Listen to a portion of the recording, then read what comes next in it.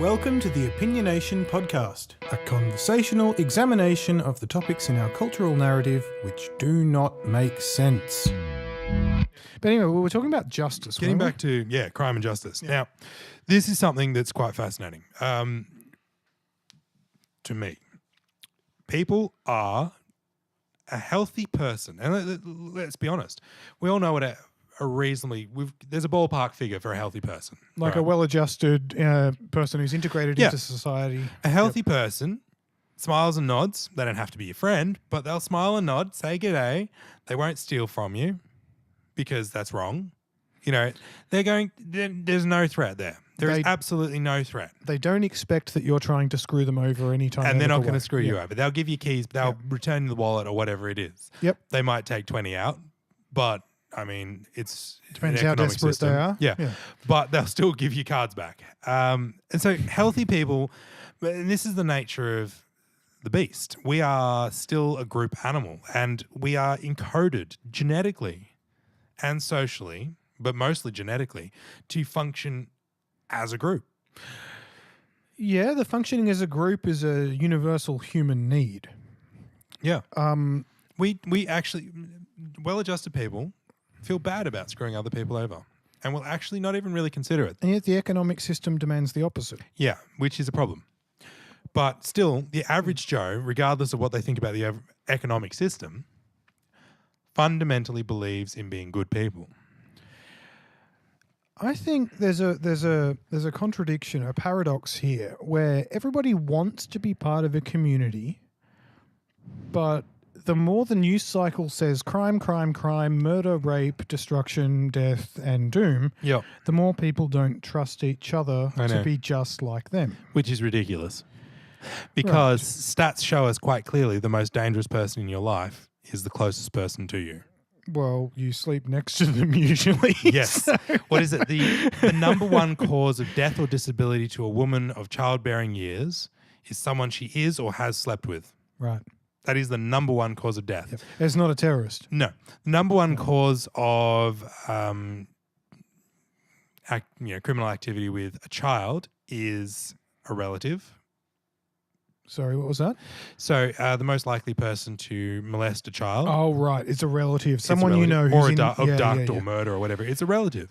The most dangerous person in your life is your partner and your family. So we are spending a lot of money on door locks for what reason? No reason, and there is no criminal worth a But hang on, damn. that's too simplified because there are risk-taking young people in society and they are searching for a way to feel fulfilled or thrilled or happy or whatever it is. And sometimes that energy ends up being channeled into the sorts of anti-establishment or anti-authoritarian or rebellious behaviour. And whenever that happens, it plasters the news and makes us think that it's a big thing. But it's not. The majority of missing children's and all of the other things don't make massive news. Okay. There is something like 20,000 people going missing every year in Australia. But if we go back to the starting premise here where it was about, is our justice system doing what it's supposed to do?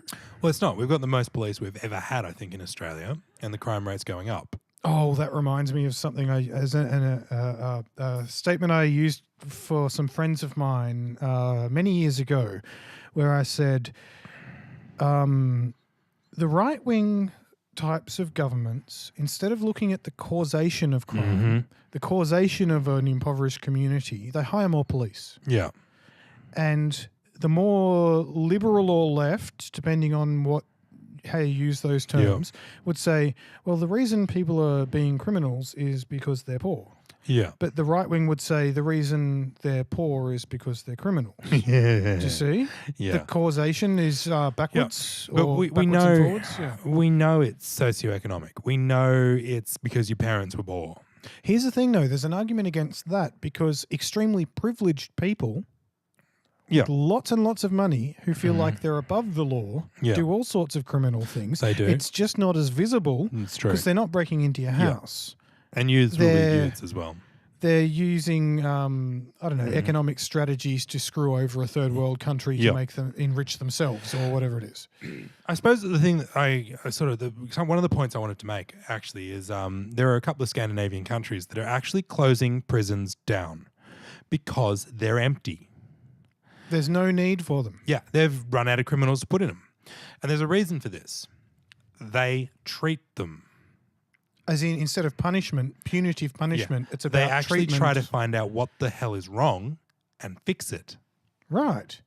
So if someone's mentally ill, they get help. Exactly. If someone's just been a result of a crappy system which has kept their family in poverty, then you fix that. In fact, it's actually not that much of a stretch to say that anybody that does actually commit a crime, a serious crime at least, could easily be defined as mentally ill just by the act of committing that crime.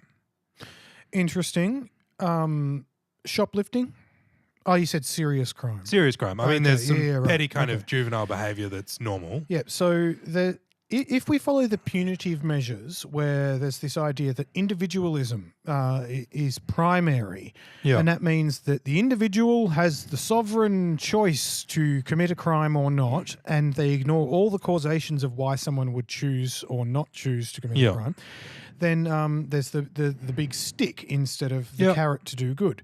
So the big stick is prison. Now, if you privatize prisons, that creates an incentive to lock more people up for profit, right? Whereas if you and treat even it, force them into the labour market. for 5 cents an hour, Yeah, it's 5 cents. ridiculous. That's slave labour. Yeah, it is. Look, And let's what not the beat US around the does. bush. That is modern slavery. Yeah, and that's US policy on prisoners. But these are major corporations who do this. Yeah. So major telecommunications companies will employ prison labour and advertise it as if they're doing someone a favour. Yeah. As if it's a good thing that they're helping out the prisoners, but it costs $10 a minute for a phone call. Yeah. Right? Yeah. To call their families. Yeah. But anyway, you were mentioning the Scandinavian prison system, and I remember something worth mentioning was I watched a little documentary about Norway's prison system, and they've been closing down prisons, like you say. But one of the maximum security, serious crime prisons they had was just an island within sight of the coast that was a community that was separate. Yeah. So these people were being educated and they were growing vegetables and they were cleaning up after themselves and they were all getting along quite happily.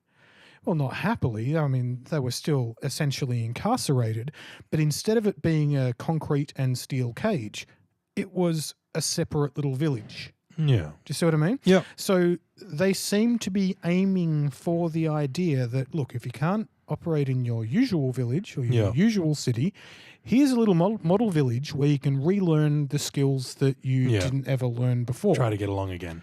Which Learn is something new. rehabilitation, Yeah. right? Cooperation. I mean, community. We talk about rehabilitation, but we don't actually do it. Yeah. Yeah. And that's the problem. We justify our punitive system, our vengeance system. It is a vengeance system, by calling it rehabilitation, but we don't rehabilitate. We just punish. And that makes people perhaps scared to reoffend. Yes, possibly. So it's using fear, which is another part of the Although, stick. a lot of the people, some people I've talked to that have gone to prison never want to go back. Others don't give a crap. Yeah. Prison, you get fed, it's fine. Well, what hope do they have in the outside that's world? the thing. You take someone that committed one accidental crime or one crime, and then you let them know whether or not they should be scared of prison. And if they come out not scared of prison, the stick is useless. They made a bunch of contacts. Yeah. Now they don't give a flying crap what they do. They'll do whatever they want. Yep. And prison's just a part of life. Yeah. If they can succeed in prison, then they'll do whatever the hell they want. They've just become a much worse criminal. Right. So I guess to conclude on this, the punitive punishment is there as a deterrent, and if it turns out that someone is not considering that deterrent particularly important, i.e. they're young and dumb, then it doesn't really act as a deterrent particularly well at all. Now, after you've been through the system and you come out, are you rehabilitated to the point where you're less likely to commit crime? And for some cases it might be yes, and for some cases it might be no. And I think we find in Australia and America especially, in the most cases, no. Most cases, no. Yeah. Because, as you said at all the of start, the reasons why they committed we're the crime in dealing the first with place is still there. a symptom of a circumstance rather than dealing with. Sorry, I think you know what I mean. Like instead of dealing with the problem that caused the crime, instead of dealing we're with the dealing cause.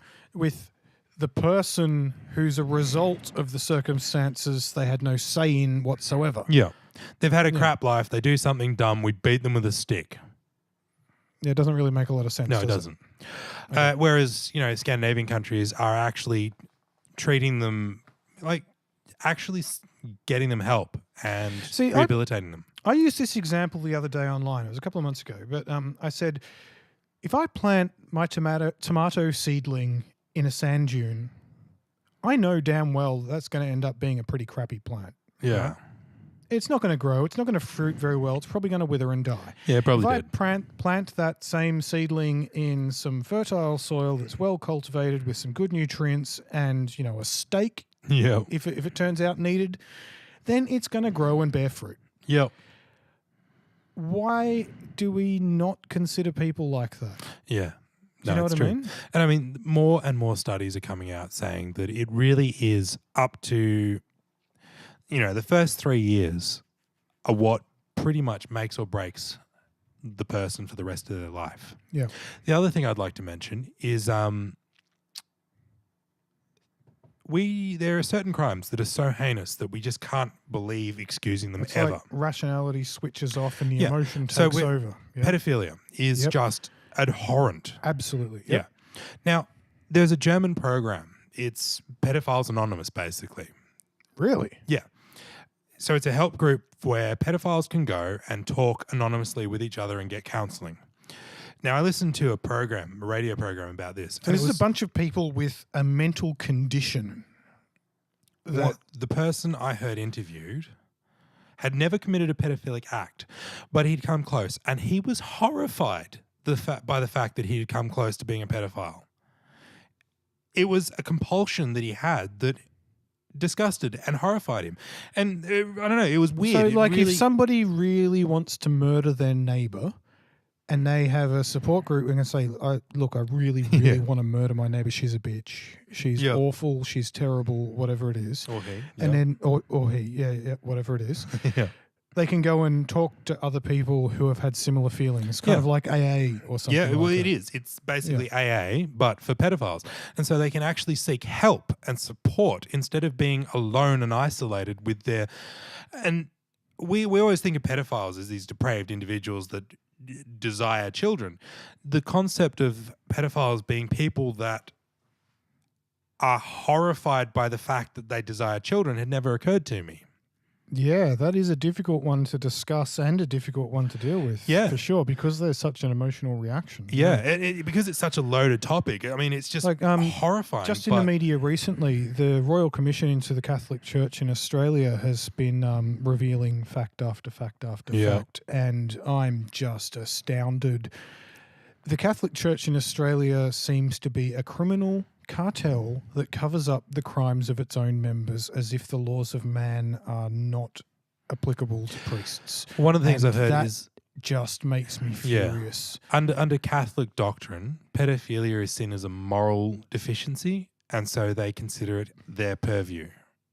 What, instead of a legal one? Yeah, it's a moral failing and must seek must repent within the religious. But anyway, doctrine. I guess just skipping over that whole topic, I just want to say that if the Catholic Church is going to remain relevant in society in any way, they need to address this in a very serious and systemic sort of way, a process.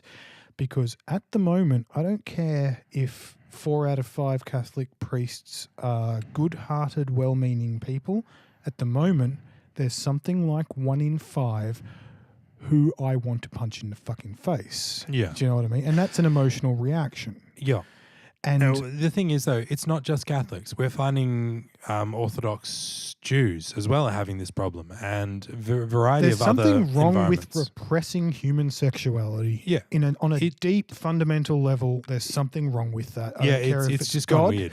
Look, that kid driving a car too fast who ends up in trouble with the law Yeah. didn't treat prison as a deterrent. No. That priest is apparently not treating God or the law as a deterrent either. No. Do you know what I mean? So seriously, there's something wrong in the causation and the circumstances of these people that is resulting in these horrible, horrible crimes. And again, it is really hard to remember, but we need to look at the cause. Yeah, the causes of these things. And it seems from what I have read and heard that pedophilia should be treated more as a mental disorder. Right. Because some of these people aren't actually. Well, we could say this about all crimes, though. But that's my point. In a sense that instead of blaming the individual for a choice they've made, you've got to figure out what happened to the individual to cause them to make that choice. Well, we know that victims of pedophilia grow up to quite for a higher percentage grow up to be pedophiles themselves. So again, the abused become the abusers. Yes, this is a result of trauma. This is a psychiatric problem that needed to have been treated. And it perpetuates because we keep putting Band-Aids on it. Yeah, instead of actually treating these people. Yeah. Every crime that we ever commit is the result, in my opinion, of what we should be calling a mental disorder. Look, if I have a dog yeah, and I treat it like garbage for its entire life yeah, and it bites people, yeah, that's my fault. Yeah. Right? Yeah. Everyone would agree on that. Yeah, and that if that dog is to be a dog that doesn't bite people, it needs some serious rehabilitation. It needs a different life that led up to the point where it started biting. I mean, people. we can fix it with, the right amount of... There's rehabilitation. And there's some fantastic evidence with some sort of... what was it? The LSD has some incredible psychiatric treatment. I know what you're talking about. There's a British guy who's... finally gotten permission to start using psychedelics in a seriously scientific way. Yeah. It's not just a bunch of people taking drugs in a lab or something like that. He's actually trying to figure out what medicinal purposes potentially exist for things like mushrooms and MDMA and all sorts of things like that. Psilocybin, MDMA. Yeah, psilocybin, MDMA, LSD. Yeah. LSD. Now, we've got to remember as well, LSD was not originally invented as a drug. It was a psychiatric medicine. Sort of, yes. I know a little bit about the history of that. Yeah, sort of, yes. It's sort of, yes. It has been used by medicine and governments. And actually, I mean, to produce results. opium and heroin are basically the same thing as well. Drugs and medicine are, they're very parallel. Well, just one aside about drugs is drugs and justice. If somebody smokes a plant which makes them feel happier, and we treat them the same way as we treat rapists and murderers, there's something fucked up about our values, right? That is a bit extreme, isn't it? Do you see what I'm saying? Definitely. They end up in the same damn place. The other thing I wanted to point out, though, I mean, we've all watched those medical shows. Well, I mean, some of us have watched those medical shows where people end up behaving extremely badly or strangely. And... we're talking things like programs like House, where they you get an individual that starts just displaying a whole bunch of abnormal social behaviors. So they could have a parasite in their brain or a cancer or something like that that's affecting their behavior. It turns out that they're being an asshole because they got a tumor or whatever it is, and it's like, oh my God, it's wow. And they fix it and the person goes back to being a nice, normal person. A healthy, integrated person in society. Yep. When was the last time a convicted felon had an MRI before they were convicted of a crime? Well, there we come into money, don't we? Yeah, but this is my point. Someone could be a criminal simply because they've got a flippin' tumor. Or a brain parasite we or don't something even like check that. Yeah. for causes. Yeah, but here's another thing, though. Is there really a difference between an abused child who grows up to be an abused man who abuses other people and a brain tumor? No, there isn't. There is really? Because there's an absolute cause. There's a set of causes that produce a result. Exactly. Yeah. That's not brain surgery, is it? It's not rocket surgery. It's not rocket surgery. I mean, it's really, really freaking obvious that simple Okay, things over so- a lifetime can cause abnormal behavior. And you got to remember, it is abnormal because when we talk about a community of like 200 people, I think you were actually telling me about this a little while ago, how a community of about 200 people sociopaths tended to be weeded out quite quickly. Well, they didn't really exist. Yeah. And if they did exist, then they were either corrected or extricated from the community very quickly. Crime doesn't really exist amongst a small group of people. Well, because to harm your neighbour is to harm yourself, as Exactly. Plato put it. Right? The only reason we're behaving like this and whatnot is because we aren't connected with each other in a lot of ways. An individualistic society Yeah. means every individual feels like they're in it for themselves. Yep. They're in it for themselves and everyone else is trying to screw them over. Yep. And it's really hard to break that. It's not, it's a habit, but it's an unconscious habit in the sense that when we're raised from birth to be in a competitive environment rather Yep. than a cooperative one, Mm-hmm. it just becomes ingrained that there's a distrust. Also, we know what have I mean? absent parents and no hope and And all those nihilistic things. Yeah. I mean, I know people that, well, we all know people that grew up during the Cold War and they were talking about the end of days. The great enemy. Yeah, and Yes. it's the same for the generations since. I mean, especially Y and millennials and stuff like that. We've got So it's starting to appear to me, just to get philosophical about this, is that there's maybe a need in this model of hierarchy for an enemy, whether it's poor people or whether it's a foreign power or something like that. Or maybe it's a mechanism to maintain order well, yeah. that people need to be scared of somebody who's Yep. not them. We know studies have shown very clearly that the more afraid people are, the more likely they are to vote conservatively.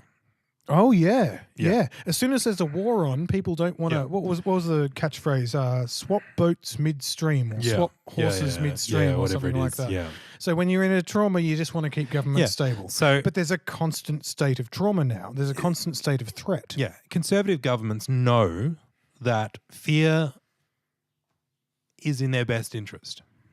So even if something like terrorism is not particularly dangerous for someone like myself, Yeah. I'm more likely to die in my bathroom, slipping over and hitting Yeah. my head, than I am to actually be blown up by some foreign I- terrorist organization. I read a great study on that. Oh, well, not a study, a facts sheet, I suppose. Number of deaths in America. Everything's about America. It's really hard to find an Australian it's the study. core of the Yep. Western world. Yeah.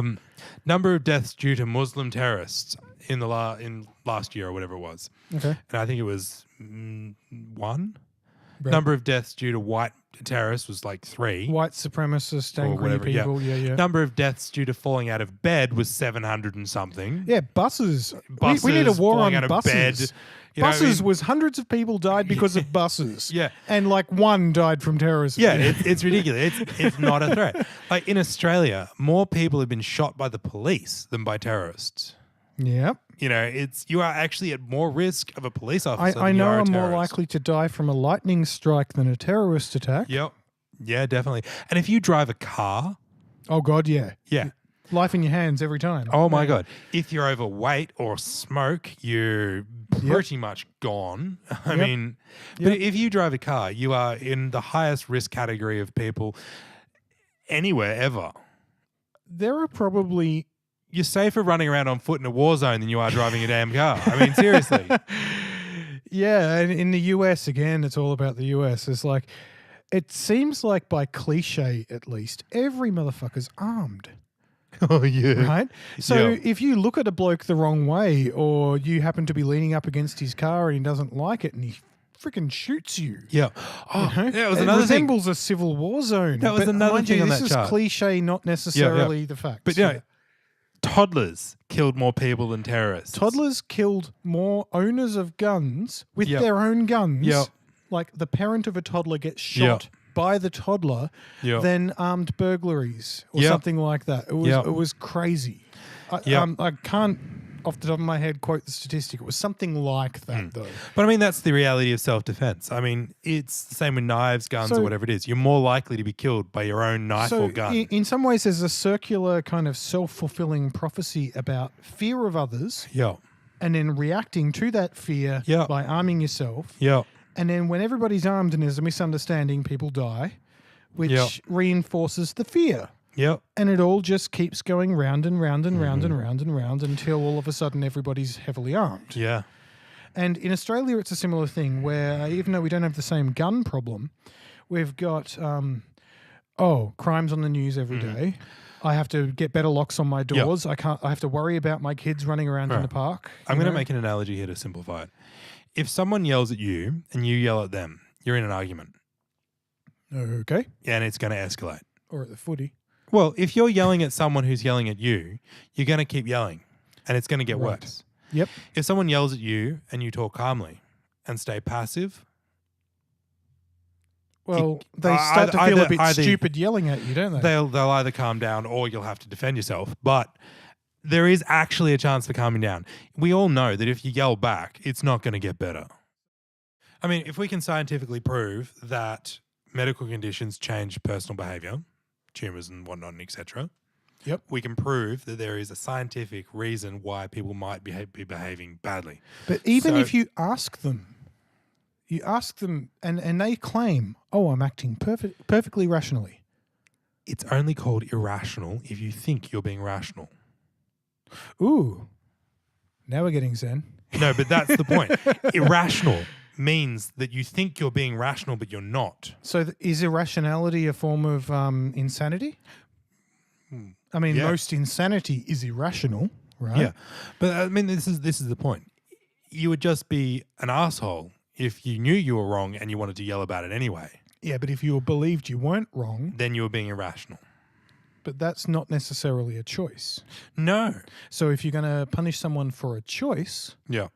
Well, the thing is, if we you can see what I'm determine- getting at? Yeah. If we can determine by the age of 3 that there's a high likelihood that you're going to end up in a court, then it's not really a choice you made as an adult, is it? It's not an informed adult choice. Because in our society, we don't hold children to account for things they do. Well, we don't. Not overly much. I mean, we do for juvenile. We don't but charge the parents for an 18-year-old's car accident. No. We probably should. Maybe we should. But anyway, we Anyway, need to wrap that's- this yeah. up. Is there anything you'd like to say in conclusion of all this discussion on justice? We have a lot of science that tells us that what we're doing doesn't make sense. It just doesn't make sense. No, it's crazy. The introduction I recorded for this Yeah, little yeah, yeah. podcast, Yeah. the things in society, the social discourse that do not make sense. Yeah, well, the justice system's one of them. Yeah, I completely agree. Yeah. All right. Until next time, peace and love. Namaste. Namaste.